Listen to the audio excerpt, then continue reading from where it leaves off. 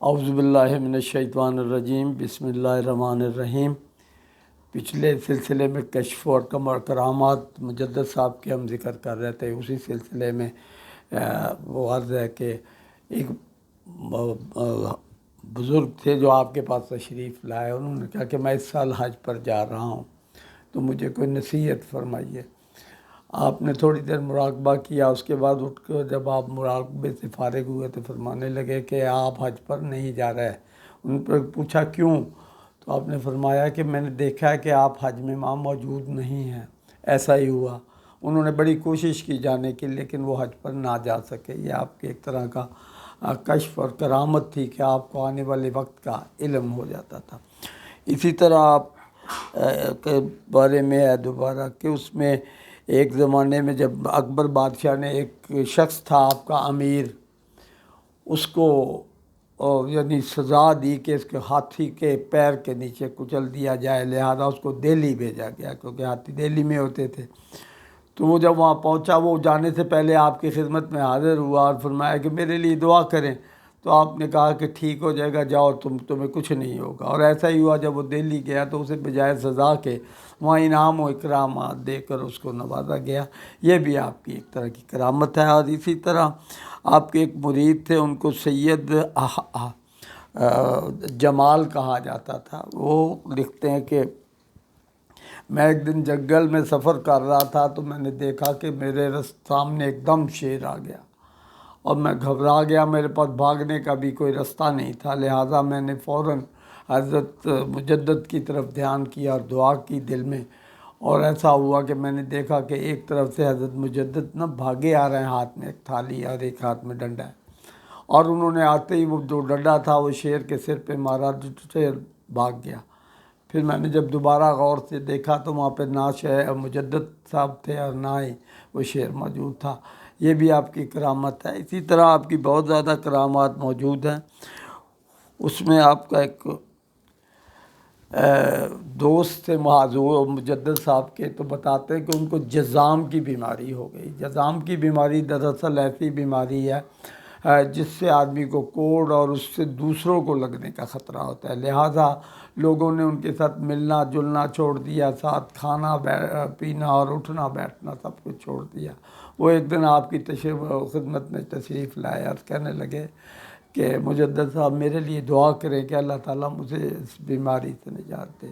ایسا ہی ہوا، آپ نے دعا فرمائی اور بتاتے ہیں کہ وہ بالکل ٹھیک ہو گئے جیسے کبھی بیمار ہوئے ہی نہیں تھے۔ یہ بھی بہت بڑی کرامت ہے۔ اصل بات ہے کہ ہم جن کرامات کو دیکھتے ہیں ان کی نسبت شاید یہ ان کی نظر میں یہ عام سی بات ہے، لیکن یہ انبیاء کے معجزات میں سے ہوتا تھا کہ جیسے حضرت عیسیٰ علیہ السلام جو جذام اور کوڑ کے مریض ہوتے تھے ان کے لیے دعا فرماتے یا ہاتھ پھیرتے تھے تو وہ ٹھیک ہو جاتے تھے۔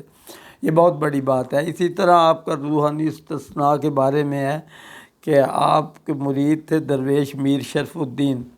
وہ لکھتے ہیں، خود ہی بیان کرتے ہیں کہ میرے پاس گھر میں کافی زیادہ قیمتی پارچہ جات لباس موجود تھے، اور ساتھ ہی وہ مسالہ جات جیسے یہ امیر لوگ ہوتے ہیں انتہائی قیمتی، وہ بھی موجود تھے۔ میرے دل میں خیال آیا کہ میں یہ پارچہ جات اور یہ جو مسالہ جات ہے نا جو پکانے کے کام آتے ہیں وہ میں حضرت مجدد صاحب کی خدمت میں بھیجوں۔ اور میں نے اپنے ایک جو رضائی بھائی تھے ان کو اس کام کے لیے ڈیوٹی لگائی کہ آپ لے کے جائیں۔ جو گھر کی خاتون تھی، ایک مہمان آئی ہوئی، انہوں نے کہا کہ یہ درویشوں کو ان کپڑوں سے کیا مطلب، یہ جو قیمتی اور نفیس لباس ہے یہ تو امراء کا کام ہے، اور اسی طرح یہ جو مسالہ جات ہیں یہ بھی وہ تو سادی خوراک کھاتے ہیں۔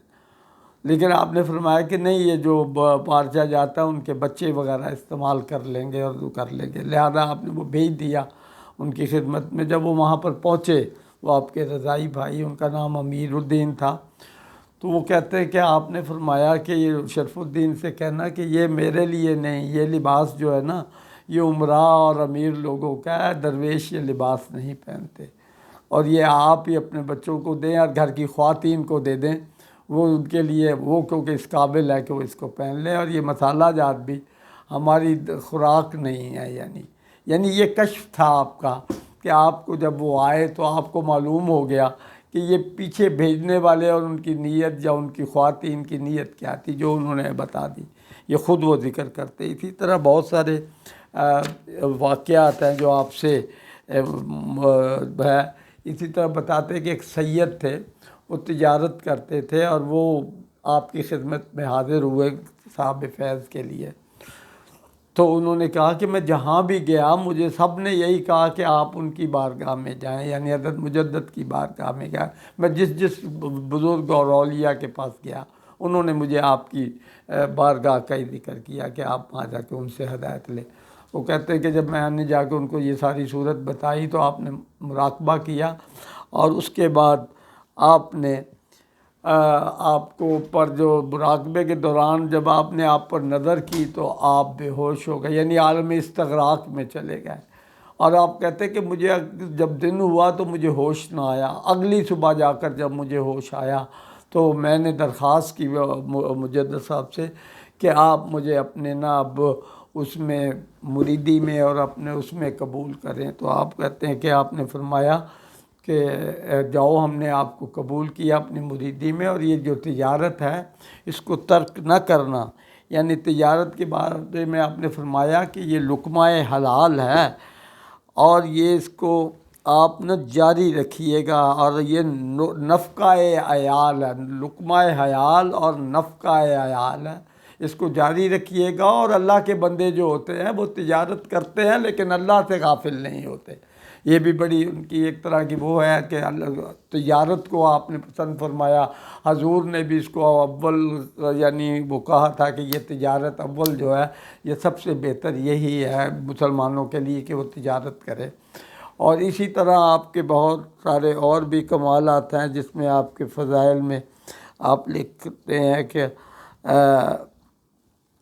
کہ آپ ایک مرتبہ بیمار ہو گئے تو آپ کی بیوی نے نا اللہ تعالیٰ سے دعا کی تہجد کی نماز پڑھ کے کہ اللہ کریم مجدد صاحب کو صحت کاملہ عطا فرما۔ تو آپ فرمانے کہ ابھی میں دعا مانگ ہی رہی تھی تو ندا آئی کہ بی بی یہ جو بندہ ہے نا اس سے ہم نے بہت کام لینے ہیں، تو فکر مند نہ ہو۔ تو یہ بھی آپ کو ایک طرح کی بشارت تھی، جیسے میں کہہ رہا ہوں کہ آپ نے جو کام کیے دین کے لیے اور دین شریعت اور ساری چیزوں کا دوبارہ احیا کیا اصلی شکل میں، یہ آپ کا کمال ہے، اور اس سے بڑھ کر بہت کم وہ ہے۔ اور اسی طرح آپ کہتے ہیں کہ ایک دفعہ میرے دل میں خیال آیا کہ میں جو بھی تحریریں کرتا ہوں کیا یہ اللہ کی بارگاہ میں قبول ہوتی ہیں کہ نہیں؟ تو آپ فرماتے ہیں کہ ندا آئی غیب سے کہ تو نے جو کچھ لکھا اور جو بھی میری بارگاہ میں بھیجا میں نے قبول کیا اور منظور کیا۔ یہ بھی بڑی کمال کی بات ہے۔ آپ جو کہتے ہیں آپ کو اکثر آپ فرماتے تھے کہ مجھے اکثر ندا آتی رہتی ہے، کہ وہ ندا کیا ہوتی ہے؟ وہ جو ایک آیت ہے نا کہ وَجَاءَ الْحَقُّ وَزَهَقَ الْبَاطِلُ إِنَّ الْبَاطِلَ كَانَ زَهُوقًا۔ آپ کہہ دیجئے کہ حق آیا اور باطل بھاگ گیا، اور باطل ہمیشہ بھاگنے کے لیے ہی ہے، اس کا ترجمہ یہی ہے۔ یہ ساری چیزیں جو ہیں آپ کے فضائل میں شامل ہیں۔ اور اسی طرح آپ کہتے تھے کہ میں جو کرتا ہوں نا، یعنی لکھتا ہوں، میری تمام تحریریں حضرت مہدی علیہ السلام کی بارگاہ میں پیش کی جائیں گی اور وہ اس کو مقبول اور منظور کریں گے، اور اس کے بعد آپ اسی مسلک سے ہوں گے، یعنی اسی مسلک جو میں نے یہ تحریر کیا ہے اسی مسلک اور اسی طریقے کے اوپر ہوں گے حضرت مہدی علیہ السلام۔ اور یہ بہت بڑی بات ہے۔ میں آگے کہتا تھا کہ ہم اس میں عام طور پر کہتے ہیں کہ آنا ہے مہدی علیہ السلام، ان کا کیا ہوگا، ان کے عقائد کیا ہوں گے، بلکہ آپ نے فرما دیا کہ وہ اسی مسلک میں سے پیدا ہوں گے، اور ایک دفعہ پھر دین کو اس طاقت میں لے آئیں گے مسلمانوں کو کہ اللہ تعالیٰ پوری دنیا میں ہمیں غلبہ عطا فرمائے گا۔ اسی طرح آپ نے فرمایا کہ ایک دفعہ میں نے خواب میں دیکھا کہ حضرت علی علیہ السلام تشریف لائے ہیں اور فرما رہے ہیں کہ مجدد میں تجھے علم السماوات لکھوانے کے لیے آیا ہوں، اور یہ بہت بڑی بات ہے۔ اور پھر آپ نے حضرت علی فرماتے ہیں کہ تجھے جو علم لدنی کا فیض حاصل ہوا ہے یہ حضرت خضر علیہ السلام کی وہ برکت سے حاصل ہوا ہے۔ تو یہ سارے کمالات جو آپ کے پاس سے آپ فرمایا کرتے تھے کہ انبیاء کے علاوہ اللہ تعالیٰ نے جو بھی کمالات بنی نوع انسان کو عطا فرمائے وہ سارے کمالات مجھ میں اللہ تعالیٰ نے بدرجہ اتم رکھے، اور یہ بہت بڑی بڑی بات ہے کہ انبیاء کے جو بعد جو اللہ تعالیٰ نے جو کرامات دیے اور علم اور ساری چیزیں وہ مرکز دیا. آپ کے بارے میں بہت سارے معاملات ہیں جو روایت آگے انشاءاللہ آخر بھی میں کس بیان کروں گا، جس میں وصال تک کا موقع سارا معاملات کریں گے انشاءاللہ. تو وہ اس وقت کے لیے مجھے اجازت دیں. اللہ حافظ.